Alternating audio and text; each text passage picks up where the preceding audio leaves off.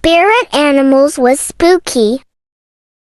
The bird flu infections among dairy cattle this year were caused by the same strain. Now, since April, nearly 70 people in the U.S. have contracted bird flu, with most cases occurring on farm workers. Now, again, when you start taking all of these things in the aggregate, you would think that you would want more inspectors, more people making sure the food supply in the United States is safe. No, they want less oversight. Joy Cheney is founder of Joy Strategies, joining us out of D.C. Daniel Blackman, former Biden appointee, founder of Renaissance 94 out of Atlanta, Zabora Glider, DEIA consultant and employment specialist. Glad to have all three of you here. This is the thing, Joy, I'm telling you, people need to understand. When Republicans talk about too much regulation, too much red tape, too much government oversight, they want to allow big business to do whatever they want when it comes to our food, when it comes to the water, when it comes to air quality. That's right.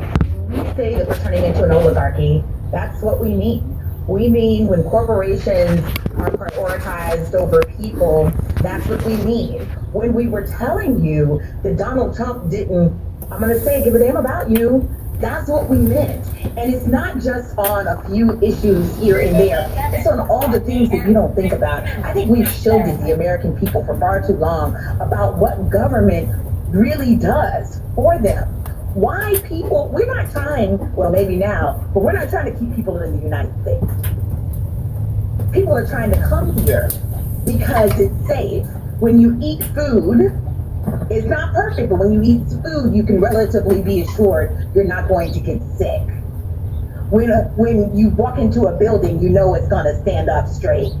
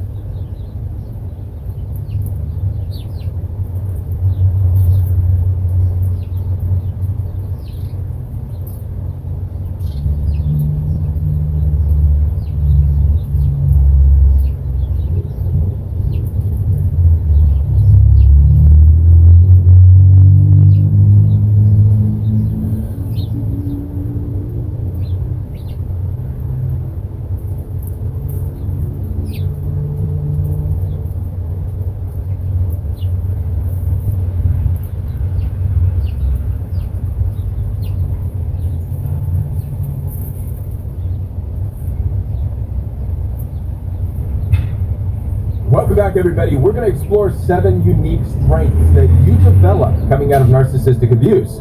This is in thanks to an article that I've discovered titled 7 Unique Strengths People Develop After Surviving a Difficult Childhood. But let's face it, narcissistic abuse isn't just limited to your childhood. It's also in your marriages and in your dating relationships and even in your workplace. So get ready to pat yourself on the back as we explore 7 unique strengths that you are developing. My name is Kevin, and this is The Royal We.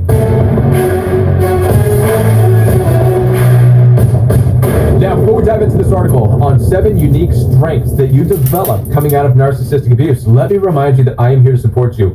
Down in the description box right below this video, you'll find access for one-on-one appointments with me. I take telephone calls and video calls through Zoom, FaceTime, and WhatsApp. Also, The Royal We has a private membership available for you where you can get daily live support from me with a growing community of people from all over the world. We have a workout program for you and weekly fellowship to explore what the Bible has to say about narcissistic abuse and so much more, all in the privacy of a members-only app. You can download the membership app down below in the description box right now. Also, brand new to the channel is Royal We merchandise. You can pick up a Royal We t-shirt, a hat, a hoodie, even a coffee mug to show your support for the Royal We. The first person to take a picture, post it on their Instagram, and tag me at Join the Royal We will win a free one-on-one appointment. Now, let's look at what this article has to say about 7 unique strengths that people develop after surviving what it says is a difficult childhood, but really it could be any type of abusive situation. Beginning with number 1. The first strength that it talks about developing is turning pain into empathy. It says here that when you've been through pain yourself, it's easier to recognize it in others, and more importantly, to show them compassion. This kind of empathy isn't something you can fake, it's the real deal. I agree to an extent, but I feel like we have to address something that's missing here. We have to be careful with believing that abuse causes empathy, or abuse makes somebody an empath. There's no scientific evidence whatsoever, and I feel like we are ignoring the God-given empathy, or the predisposition, or the natural innate empathy that some people just already have. Some people are born into this world already with empathy, just like some people are born with higher levels of violence, right? Again, you can see this type of stuff on playgrounds and schools. You're going to have some kids that are throwing sand in the eyeballs of other kids, and you're going to have other kids that are trying to make sure everybody's okay. How do you explain that, right? So it's not that abuse makes somebody an empath, but what I would say is that coming out of a toxic or an abusive relationship will take somebody who is already empathetic by their predisposition or by their God-given nature, and it will strengthen that empathy, and it will redirect that empathy.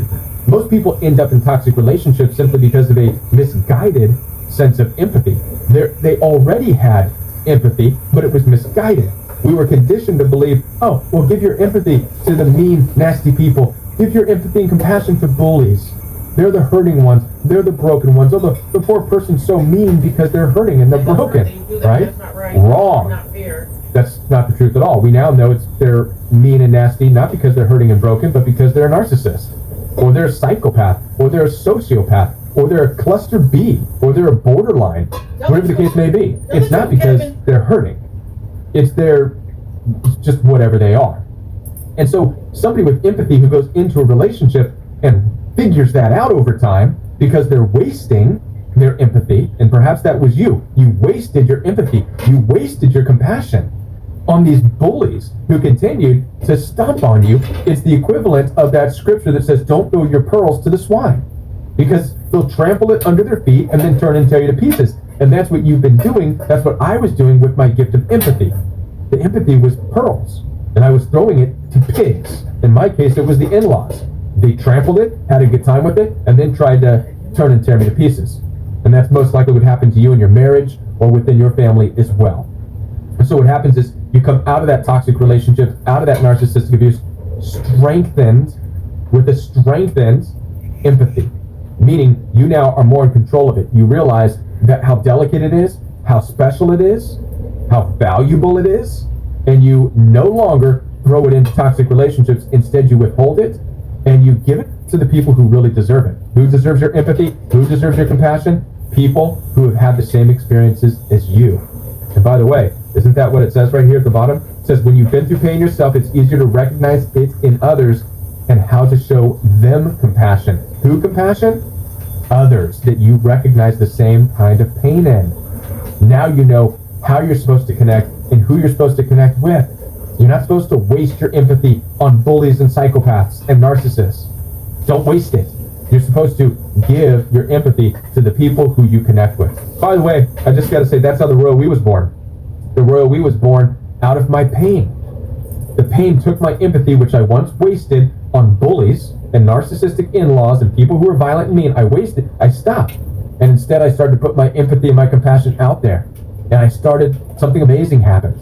The Royal We was born, and I started connecting with others who needed the empathy and the compassion through that shared experience. I no longer offer my empathy and compassion towards violent people, towards narcissists, towards psychopaths. They don't deserve it. They don't need it. They don't want it. They don't care. So why waste empathy on them? I digress. Well, let's move on to number 2. The next strength that you are going to discover coming out of a narcissistic abusive relationship, according to this article, is finding your strength in independence. Now, this is absolutely true. It says this: growing up in a difficult environment often means you have to figure things out on your own. Absolutely. Absolutely. Finding strength in independence.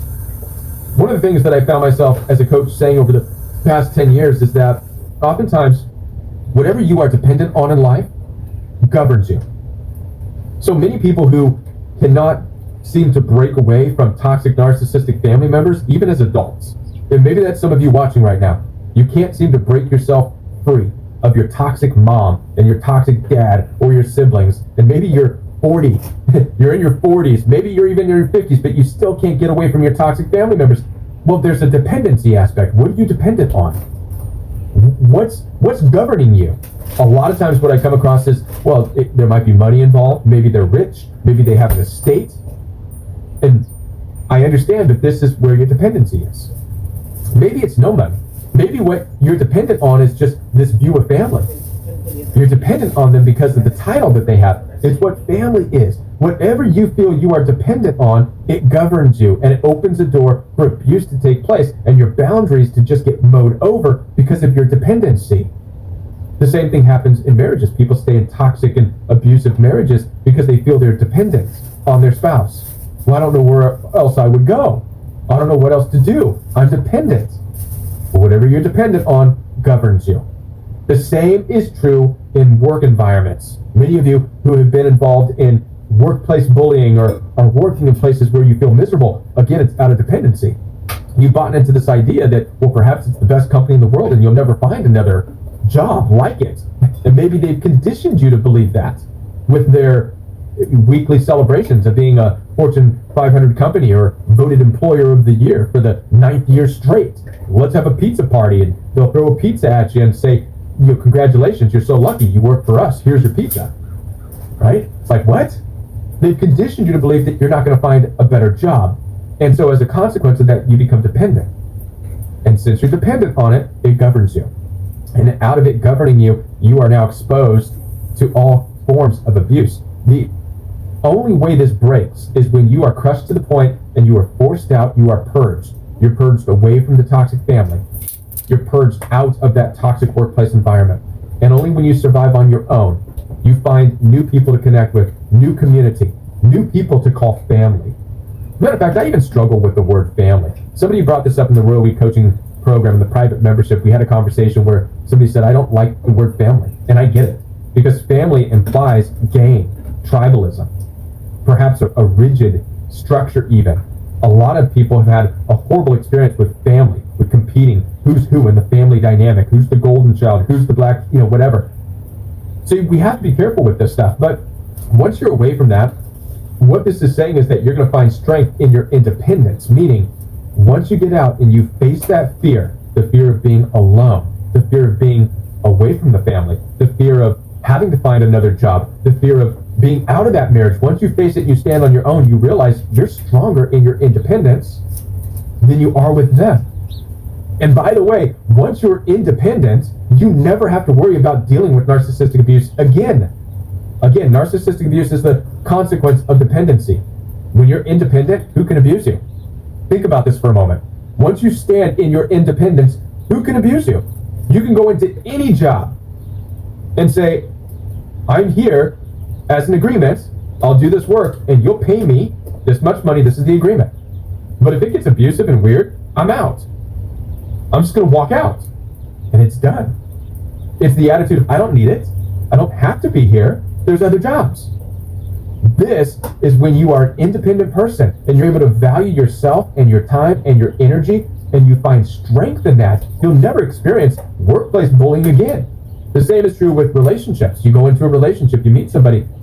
Yes, I'd love to hang out. I'd love to get to know you. You start cussing at me, cussing at other people, mistreating people. If I see this mean, weird, wild, hateful streak in you, I'm done. I don't need you. There's plenty of people I can meet. I don't need that. Do you see the difference? There's strength in your independence. This is what it looks like when you become independent. And by the way, finally, the same is true with your family. Absolutely. Mom, dad, brothers, sisters, in-laws especially, who feel like you have to be a part of their family. Once you are able to stand on your own 2 feet and you determine what family, if there is such thing, is for you, you can absolutely say, I don't need that. We don't need you. We're not here because we need you. You're going to treat us with kindness and fairness, or you won't see us. Period end. You're not needed. Basically, you're breaking away from the dependency. You're saying, I'm not dependent on you.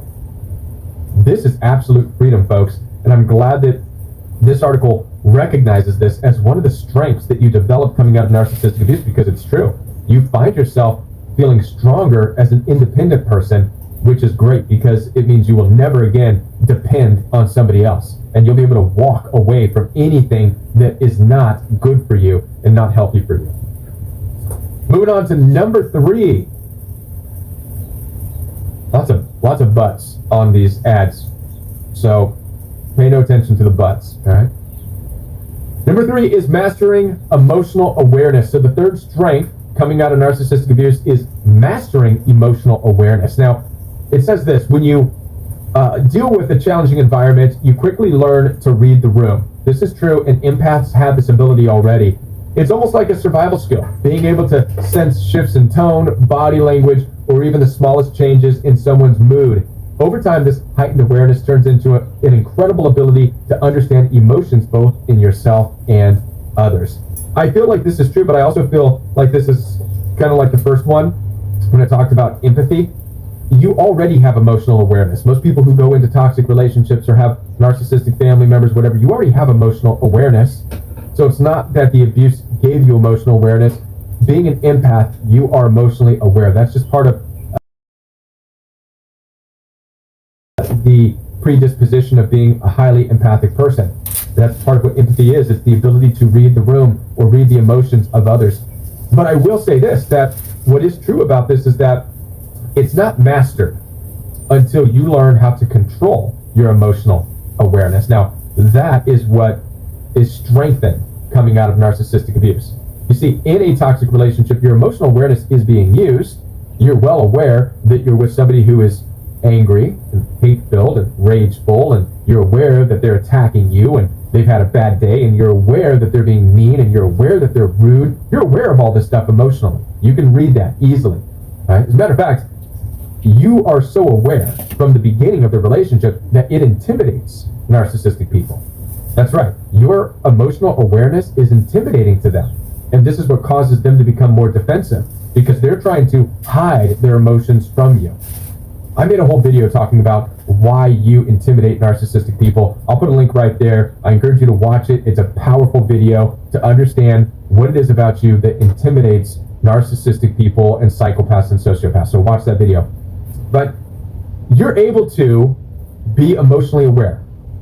But without having mastered that, what typically happens is you take that emotional awareness as a burden on you to try to understand, to try to correct, to try to fix.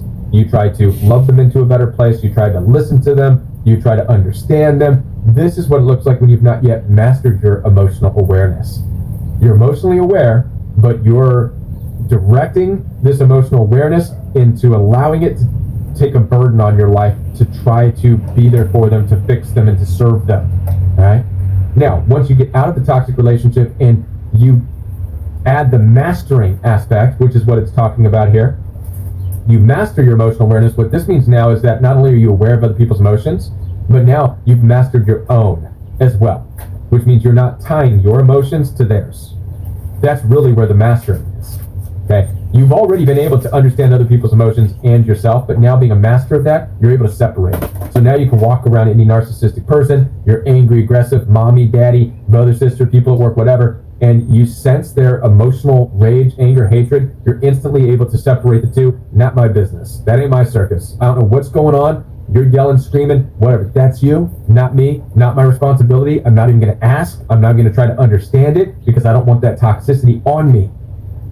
Now you're a master of your emotional awareness because you are aware of their emotions and you've mastered yours to the point of protecting yours. And you will reserve your emotional awareness. You'll reserve your connecting and your sense of responsibility only to those that are safe. And you'll be aware of that too. Going back to number 1, it's going to be people who you connect with, who you share in their hurts. Let's face it, when you're dealing with mean, angry, aggressive, narcissistic people, you don't share in their hurts. When I look back on dealing with the in-laws who were violent, hostile, aggressive, and angry, and cussing and yelling and screaming at it, I have no clue what that's like. I don't know. I don't, because I don't live like that.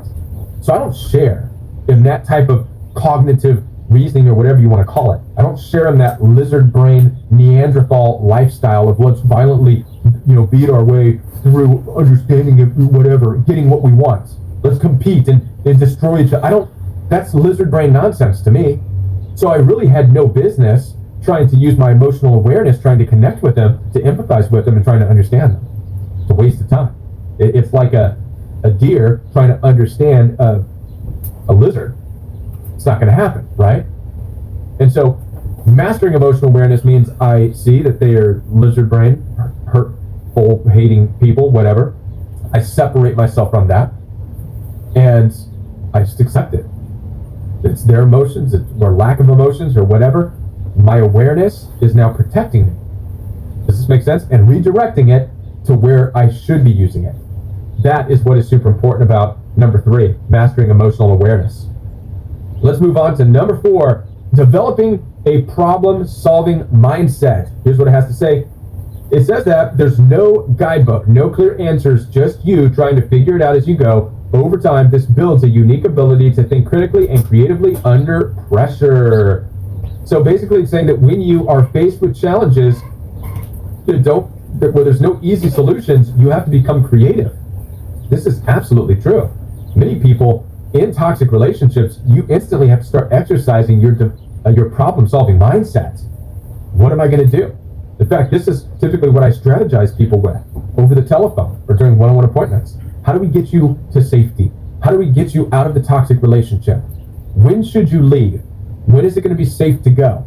Maybe you're dealing with a narcissistic husband or a narcissistic wife and you're ready to get out. So how do we get you out, get you to an apartment? What if they come knocking? When do we call the cops on them? All this stuff, right? Strategizing. This is problem solving.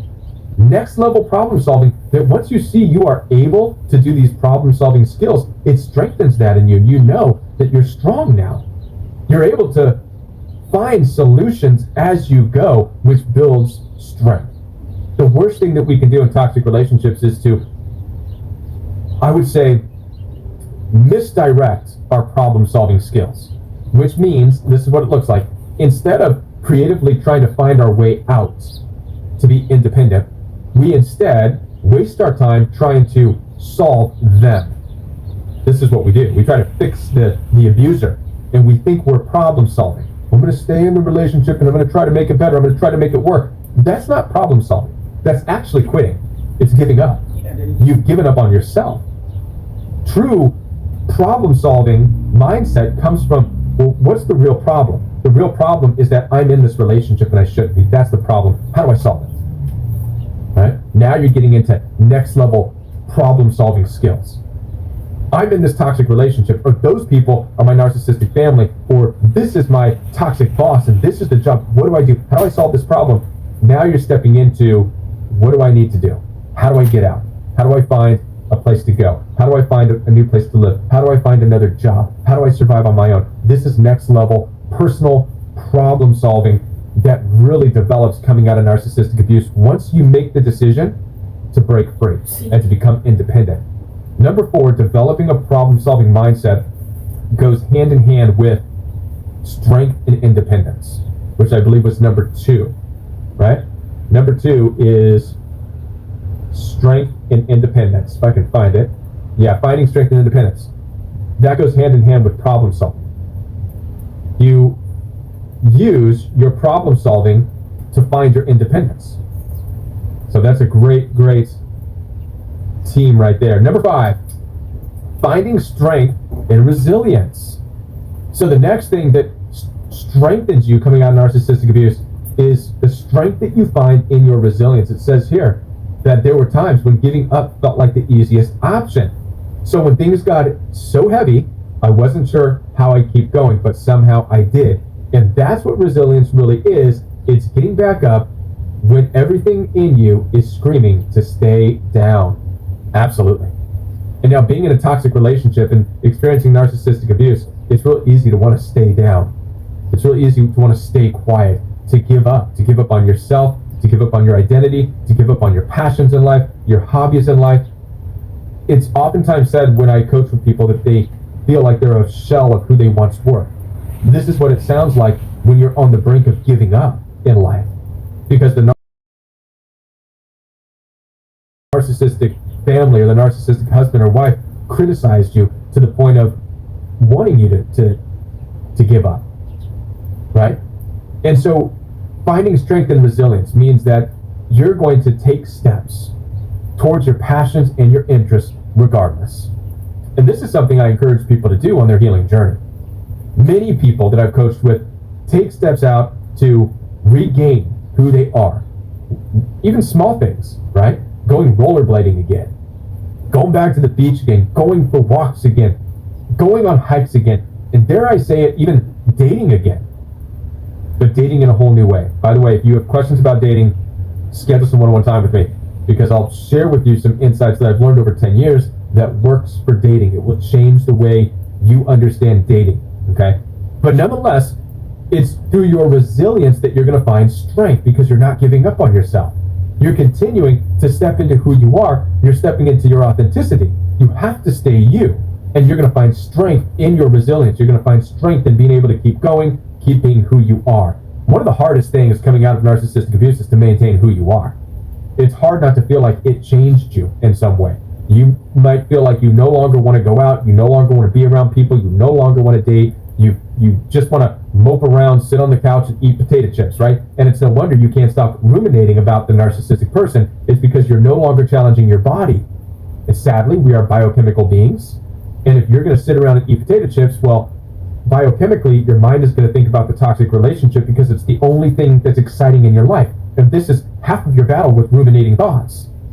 Half the reason you're ruminating is because you're not doing anything. So one of the challenges that I give to you, especially if I'm coaching you, is this: be resilient. Get up. Make yourself work out. Make yourself go back to the gym. Make yourself date again. Make yourself go to dinners. Make yourself join a community. Make yourself roller skate, rollerblade, skateboard. Make yourself surf. Make yourself travel. Make yourself shock yourself back into the realization that life is more exciting outside of that toxic relationship. That is where you're going to find strength in your resilience. Number 6, appreciating the small things. This is true. Yes, absolutely. It says here, when you are in a situation without certain stability, without certain comforts, you develop a deep appreciation for the little things others might take for granted. Like a quiet, peaceful morning. It'd help if I share this with you, huh? There it is. A quiet, peaceful morning, a kind word from someone who cares, or even something as simple as having food on the table or a place to call home can feel like a gift when you know what it's like to go without it. Yes, there is a phenomenon that takes place, and this even took place in my life, where I once sought and desired to be a part of the big family, which was real noisy, lots of get-togethers, family parties, this and that, but it was toxic, and it was abusive, and it was violent and hostile and angry and real sad and real disgusting and real gross. And in a way, it transformed me to appreciate just the smaller things in life. I find much more comfort just in the morning, having a cup of coffee, just me and a partner or somebody, or even on my own, and just sitting and listening to the birds. I would choose a nice, peaceful, quiet evening over a rowdy party full of people any day. And this is a wild transformation, because at one time I thought I needed that wild party. I thought I needed the big family. I thought I needed all the friends. But that's where narcissism exists. That's where you're going to find the hierarchies, and that's where you're going to start to find the rigid conformities, if you will, and the positioning and the fighting.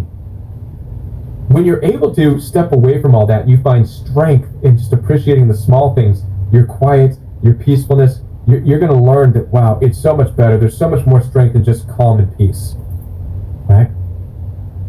Even with, I know that with my kids, I have a couple little ones still, and even their birthdays. Yes, I have all their friends around for their birthdays and stuff, but at one time when they were younger, when they were babies, I remember that, some of the narcissistic in-laws wanted to have these big, all the family, but it was so toxic, so much tensions.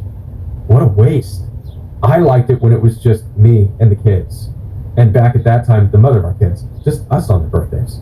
That was amazing. That was beautiful. It was peaceful, right? So you're going to definitely grow an appreciation for small things when you come out of narcissistic abuse. You're going to see that it's not worth it being around the rowdiness and the parties. And I know some of you are watching right now. In fact, there's somebody in particular I'm looking at, this person who is a client of mine, and we've also gotten to know each other, and you're also a friend of mine, and we've shared how you bought into the party lifestyle of this person that you liked, and it was so cool, and you almost missed that. But at the same time, you're starting to see that you like your peace. And it's just, there's something to appreciate about the quietness more than all that, right? Because that's where toxicity exists. Moving on to number 7. Building unshakable self-awareness. Absolutely. It says this: you're forced to take a hard look at yourself, your emotions, your reactions, your limits. You become deeply aware of who you are because understanding yourself is often the key to surviving. Yes, this is true. This is what becoming completely authentic is all about. It's accepting your unshakable self-awareness. One of the greatest things you have coming out of narcissistic abuse is a better understanding of who you are in this life. What you don't want, at the very least, because you just experienced that. But over time, taking steps towards what you truly do want. And what you want in life has to be based off of who you are, has to be based off of a true self-acceptance. The biggest challenge you face coming out of narcissistic abuse is to accept yourself. Many people come out of narcissistic abuse still trying to work on themselves, and it breaks my heart when I hear this as a coach. People come out of a horrible toxic relationship and they're saying, Kevin, I just want to take time to work on myself. There's something wrong with me. I keep getting involved with toxic relationships and blah, blah, blah, on and on and on. Like, look. Stop. You don't need to work on yourself. Stop working on yourself. Stop working on yourself. Here's the truth. Here's the truth. Are you ready? It's not for lack of working on yourself that you end up in toxic relationships. It's for lack of accepting yourself. And I could go on and make a whole other video on this topic.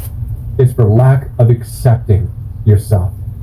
You work on yourself, you're avoiding yourself, you're running from yourself, and you're trying to build something for this person or that person. It's like living over and over and over again, chasing the validation of your parents, chasing the acceptance of your first boyfriend, chasing the acceptance, and you're trying to retool yourself and chisel yourself and remold yourself to look like what they want and what they want.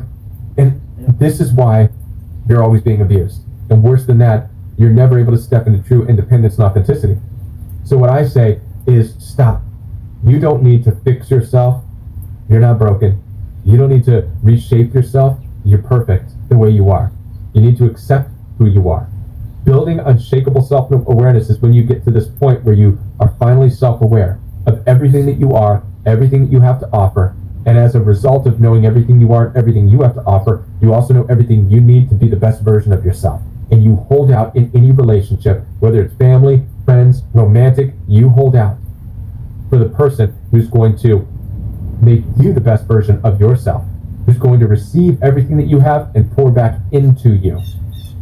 So you see, it's not about fixing yourself. It's not about changing yourself.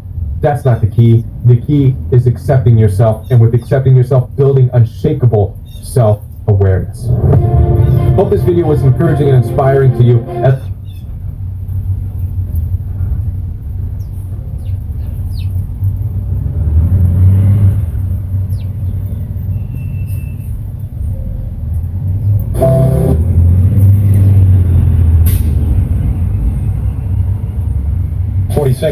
Hey, we got a lot to talk about. First of all, some scattered drizzle, maybe even some freezing drizzle, freezing fog in parts of northeast Connecticut this morning. You can see the little green there. Temperatures are all above the freezing mark this morning, but just be careful underfoot and under tire this morning, okay? Now, this is the feels like temperature during the day today. I know we're going close to 40 degrees, but it's going to feel like it's in the mid to upper 20s with the wind. So this is what you got to dress for as you're moving out the door. Then we turn our attention to Winter Storm Brent, all right? Late tomorrow through midday Sunday. We're talking about 8, 9, 10 o'clock tomorrow night. And then it'll snow, and it'll snow heavily overnight Saturday into Sunday. It'll wrap up by about 8, 9, 10 o'clock Sunday morning. So we got about a 12-hour window we're going to be dealing with some of this snow. So once again, it ramps up tomorrow night, ends by midday Sunday. By noon, we're done with this storm system. So if you have big game travel plans, you should be good to go, as the roads will be cleared off at that point. Keep your fingers crossed. But the snow will be heavy at times. We're talking about an inch an hour for about 3 to 4 to 5 hours time frame tonight into Saturday night into early Sunday morning. So this is what we're going for, 6 to 10. Plan on about an 8-inch average in parts of inland Connecticut. If we do see any mixing, that'll reduce the totals for southeast Connecticut to about 3 to 6 inches, but that remains to be seen. Satellite and radar, we might see a little brief snow shower this morning as a cold front advances in, and I'm concerned about the fog this morning. Again, it could freeze on contact, so just be careful out there. All right, ski forecast for today. There's the wind symbol. You're going to be skiing. You got to bundle up, face masks, gloves, the whole 9 yards. But as we move through the day today, at least the sun is going to shine with temperatures in the mid to upper 30s. But don't forget, it feels like it's in the 20s. Your 7-day forecast: snow tomorrow night into Sunday morning. Monday we get a break. Tuesday, snow late into Wednesday morning. Wednesday could be an early start for us, and then we're watching another system for Thursday. So snow, snow, snow. February doesn't like us, but Mother Nature is sending us some chilly weather.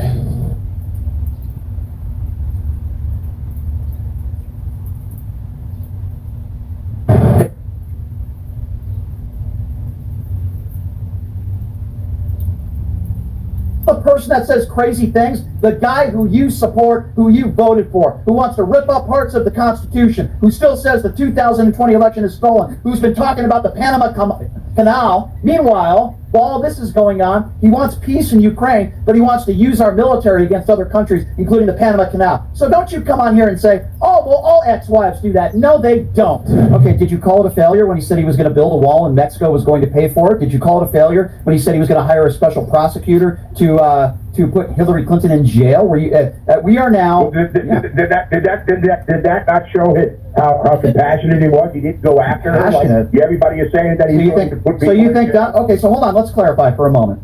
He didn't go hold after on, her. JD. Hang on the line. He let her go. Okay, hang on the line. I disagree with that assessment, but let's talk about this for a moment. You use the word compassion. Would you say it's compassionate when you attack Gold Star families, when you attack women on looks, when you say John McCain, I don't respect him because he was captured, when you cheat on every single woman you've ever been with, when you have unprotected sex with a porn star, and then pay her off $130,000 weeks after Barron was born? Would you label that compassion? I'm just asking you the question, because you use the term Trump and compassion in the same sentence, which I think most people probably wouldn't use. If you're going to describe Trump as something, they probably wouldn't call him compassionate. Would you say those actions, and forget about possible criminality, is that compassion? Let's go to your last statement. How do you know he had unprotected sex? How do I know he had unprotected... Okay, so we want to question Stormy Daniels. Well, maybe you're right, JD. Maybe there's a chance that he just called Michael Cohen and said, hey, you know what? I really like Horseface. Can you please write her a $130,000 check, even though I didn't sleep with her? Now, JD, if you're one of those people that believes that fairy tale, then you can go ahead and believe that. How does that answer my question? How do you know he had unprotected sex? Based on the fact that he paid her $130,000 and she's in an NDA where she can't talk about it. But you know what, JD? If you believe that, then we can forget about the storm, because I'm sure he just paid her a check just because he loves her and he likes her and he wanted to pay her off. What about attacking Gold Star families and John McCain and attacking women on looks? What, is that compassionate? You tell me. No, that's stupid. Well, okay, but stupid is, oh my God, I left my keys in my car and I locked my car. No, it's not. It's worse than stupid. It's not very good. It's not very good politics. It's not very good. No, forget about politics. It's okay. A lot of things. You said it. None of them are very good. Okay, you said it. The only exception I think there is the John McCain thing goes back prior Doesn't to matter. anything. Doesn't matter. It goes back 20 years. You can disagree, JD. When McCain started it and criticized JD, you can not like somebody's politics. That's okay. You can go after somebody I don't agree with personally, but whatever. It might be the case.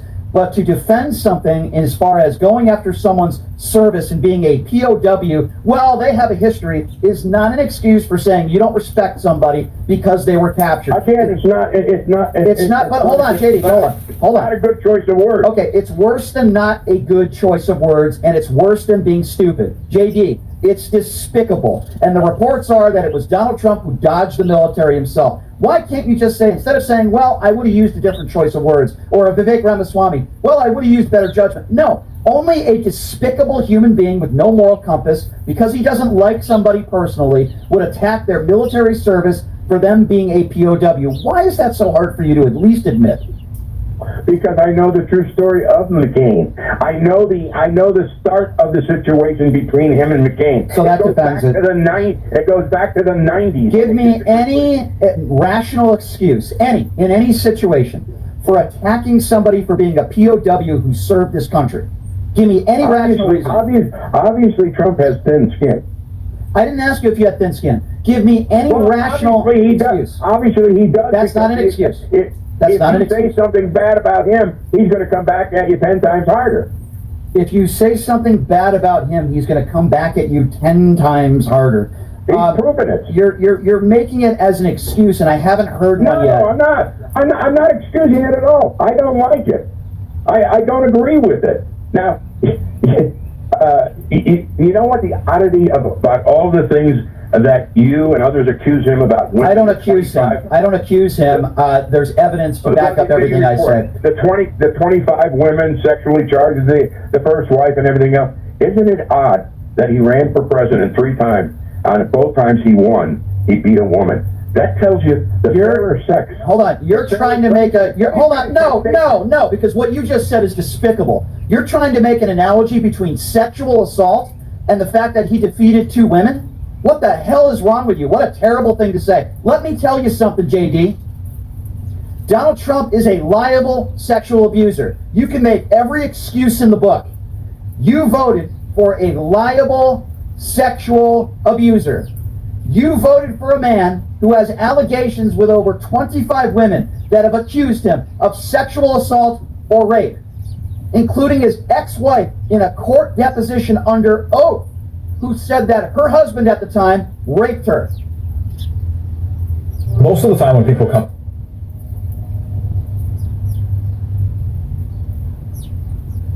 And that has absolutely nothing to do with the fact that he defeated Hillary Clinton or Kamala Harris in an election. And the fact that you would try to contrast or compare the two, you want to use the term stupid in this conversation.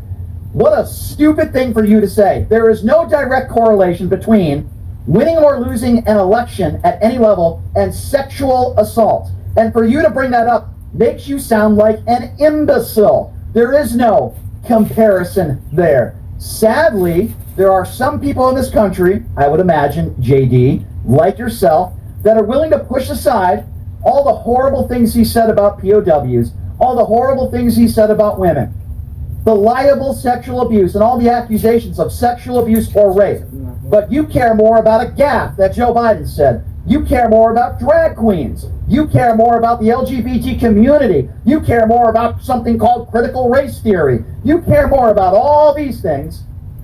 But when it comes to liable sexual abuse, your simple response would be, or I don't respect him because of his because of being a POW, he was captured. Your only response to that is, oh, I don't agree with it. I wouldn't have used those words. JD, give me a break, man. You want to clarify what you just said? You're comparing elections, that he defeated a woman in an election, to sexual abuse? That's stupid. Can I say something now? If you say something that's logical and don't say something stupid like what you just said, because it's offensive. You didn't let me finish my point. The point is that, first of all, ex-wives will say anything, and number 2, women in this country... Put him down again. Put him down again. Ex-wives will say anything? No, JD. I know a lot of men that have ex-wives, and their ex-wives have not accused them of rape, and those ex-wives haven't testified under oath in a deposition that Donald Trump raped them. And I also know a lot of men that have been accused of doing some bad things, but guess what?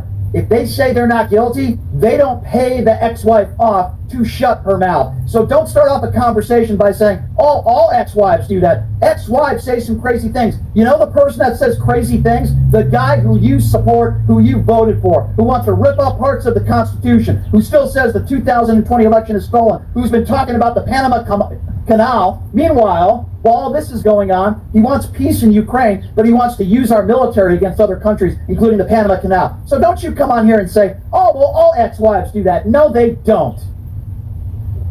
Hello? Hello? Hello? Am I back on? Hello? Hello? Am I back on? Hello? Hello? Hello? Earth to JD. Can I talk? Hello? Can I talk? Hello? Hello? Dumbasses. Hello? Can I talk? No. JD, I think all ex-wives say that their husband raped them. That's a great take, JD. Great take. I didn't say all. I said some. Some. Okay. So it must not be true then. When I finish my point, obviously over 2.2 million people who voted more for him than Harris, mostly women, lie. didn't believe what That's a lie. these women have said. Oh no, I disagree. Article I one. disagree. I disagree with you, cheated. JD, and here's why I disagree. There are some proven. women, as you would say, like some, right, that would rather vote for We all a knew liable it. sexual He said, abuser, "You know how many even if they people believe are all he the- probably sexually abused women.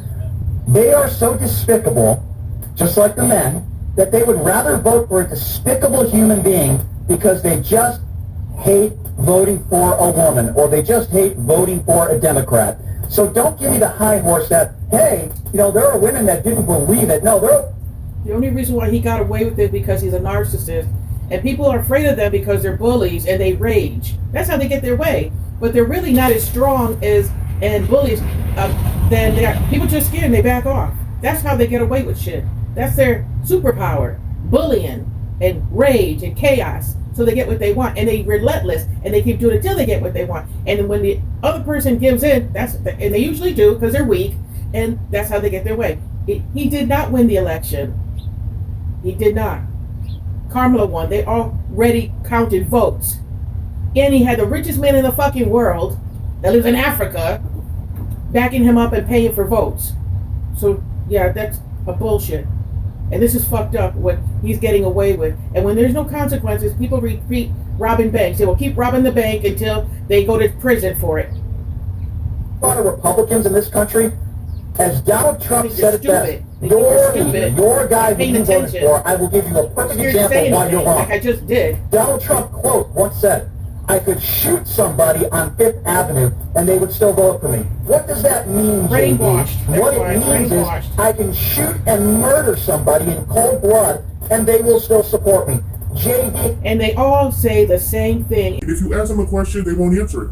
Did Biden win the 2020 vote? They won't answer it. Well, he's the president. They all say the same thing. They're machines now. Their brains have been hijacked by this narcissist, and they all say the same thing.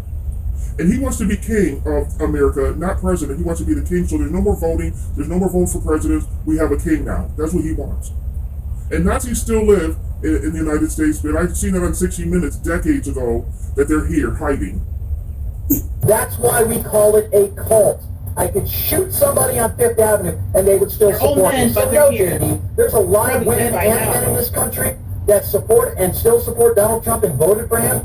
They don't care whether he shoots somebody. They don't care if he allegedly raped somebody. They just hate Democrats. So your assertion is wrong. Your point is wrong. But go ahead, I'll pod you back up so you can continue making stupid comments. Go ahead.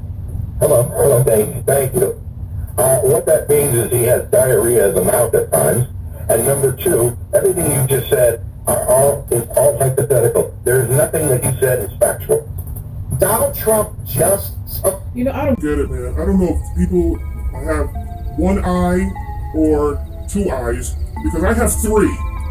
And I seen that man giving a microphone a blowjob, okay? I seen him talk about now they want to raid Puerto Rico, and he said he liked that, okay? This man, he wants to tear down cities so he can build new cities. He fails at all these things. He fails. He's got a golf course in Puerto Rico and abandoned it. That's what he does. I'll give you that. Donald Trump was found liable of sexual abuse in a court of law, and he's a... I mean, you have to do your own research. And because these people are in denial, they don't want to admit the wrongs because they don't want to be wrong. They want to believe in this man. So this is what they do. This is what they do. And he'll turn on you. He's already turned on his own people. He's already turned on them. Eggs. My family has chickens. I'm worried about eggs. I'm not worried about toilet paper either. We had plenty of toilet paper, you know, because we stocked up because my grandmother was in the Depression. So she had her beautiful big house. She had deep freezers throughout the house, and she had so much food. It was a grocery store. So my daughter and I, we picked up on that. And so I don't know if Holly does it, but I know Melissa does. And we always stocked up, especially with me and Autumn. And I would have 5 or 6 containers of litter, food, and everything in case I couldn't go out in the snow. And we had food. We had everything we needed. I used to laugh when people were buying toilet paper. People used to come to us and give us $1 for a roll. You believe in that shit? God is bigger than all this shit. You gotta pay attention. They just want people out of here. Like he said, they want to make America white again. That's what they want. They were fucking with the Native Americans. Like the natives should be living in Connecticut. This is all their land. And they moved them out. Way over there in that other state. Arizona. All out that way. And they complain about missing their women, missing people.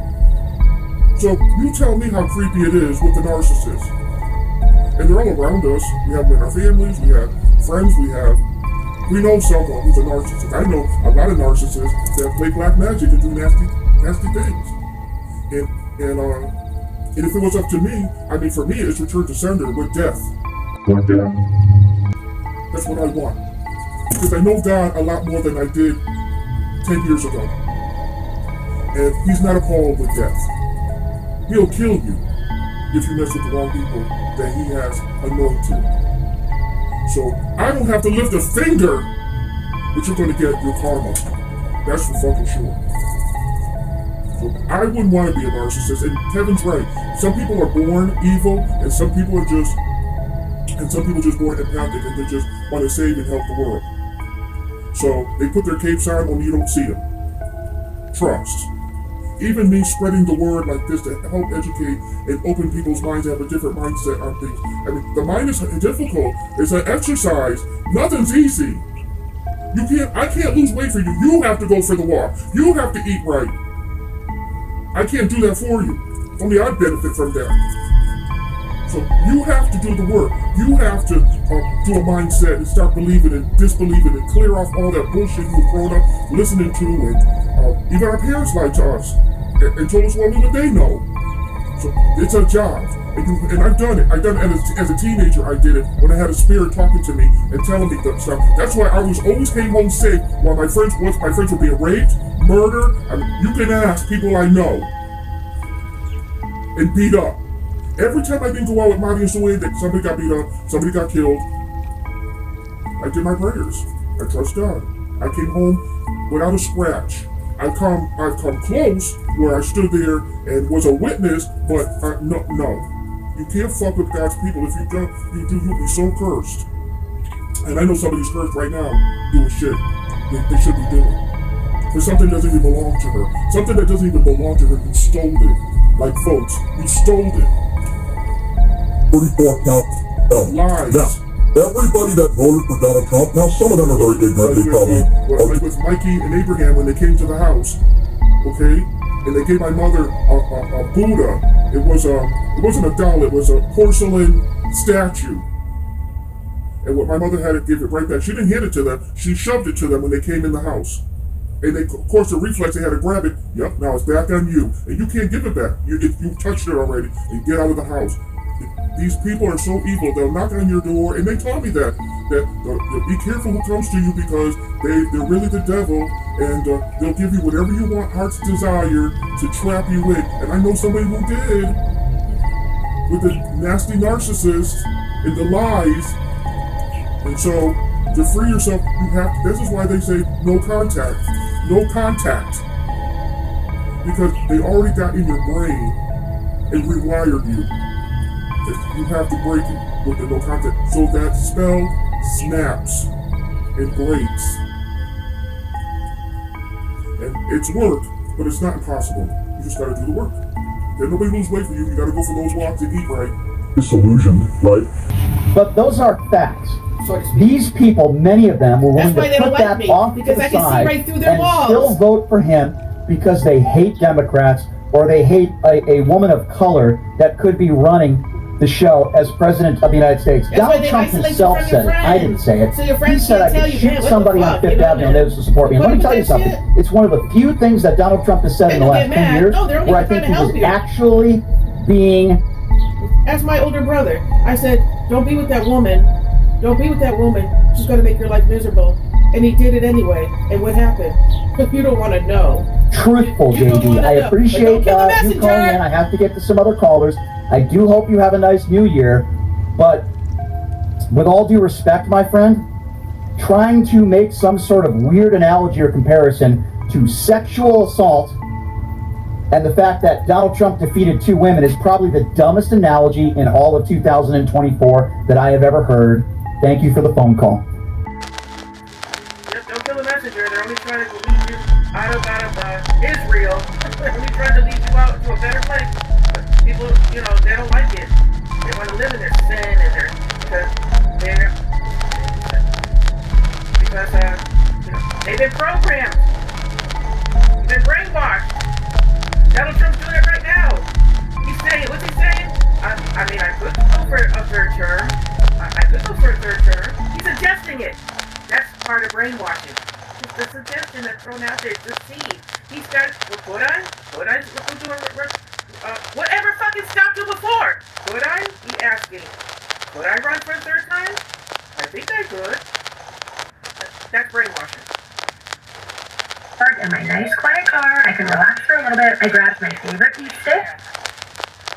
No, you did not say that. Decline continues to accelerate in his rapidly deteriorating presidency. Another day, another major transportation catastrophe. Yesterday, a SEPTA train at Southeast Pennsylvania.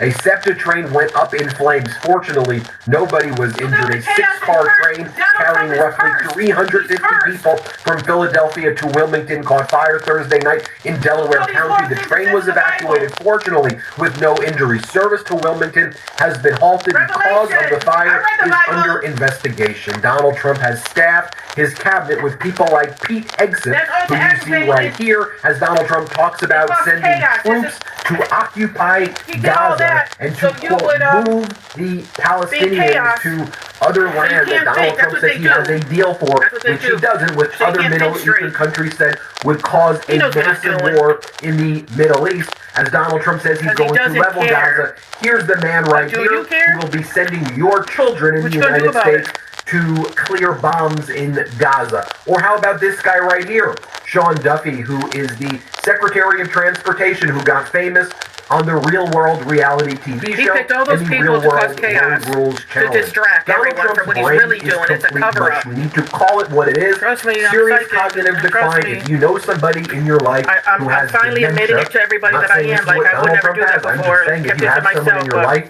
who suffers from dementia, it looks a little bit like this. Play this clip. The water comes down from the northwest parts of Canada, I guess, but the Pacific Northwest.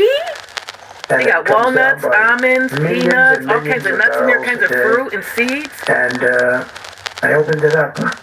Now, that was feast? Donald Trump at a speech that he gave for autumn. yesterday at a They national still have his prayer litter box. I mean, his Donald litter, Trump all that's full of litter. that first off, that I want to throw it away because, I mean, borders that's, the United States through I don't know anybody that has a California. cat. That Canada's Across the on street. north of California, and that the northern border of California, suicide you can turn on a faucet, and that ultimately Thank the you water for watching will go to with southern Spooky. Los Angeles. Thank Put you out for the fire. watching Let's with be clear. Spooky. First off, Canada does not border California on the north, number one.